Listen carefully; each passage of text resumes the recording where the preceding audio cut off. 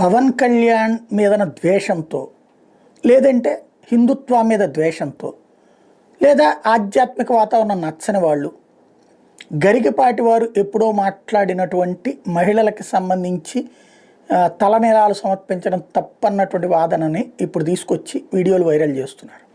అది ఆయన ఏ సందర్భంలో మాట్లాడారో తెలియదు. సందర్భోచితంగా ఉంటుంది, ఒక్కొక్క అంశం ఒక్కొక్క రకం. దానికి బోడిగుండికి మోకాలకి ముడి పెట్టకూడదు. నెంబర్ 1. ఒకటి, అనేక మంది రోజు అక్కడ తలనీలాలు సమర్పించేది 3 రకాలు ఉంటారు.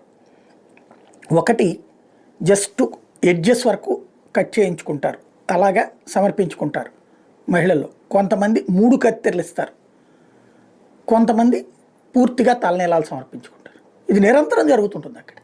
అక్కడ ఉండే ప్రతి ఒక్కరికి తెలుసు అక్కడ ఏం జరుగుతుంటుంది అనేది. ఎందుకు అనవసరమైనటువంటి వ్యవహారం? ఇవాళ కాదు, ఇది దశాబ్దాలుగా జరుగుతున్నటువంటి ఆచారం.